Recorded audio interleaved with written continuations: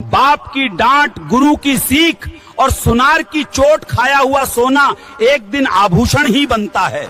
अगर समाज में चमकना है तो पिता और गुरु दोनों का सम्मान करो, उनकी डांट का बुरा मत मानो। सुनो और याद रखो, अगर कोई अपना दिल खोलकर तुमसे बात करे तो कुआं बनो, अखबार नहीं। और जब जरूरत से ज्यादा मिले तो घमंड मत करना, क्योंकि देने वाला और लेने वाला दोनों ऊपर वाला ही होता है। मेरी बात को यूं हंसी में न टालो, जो अपना लगे उसे अपना बना लो, जो अपना लगे उसे अपना बना लो।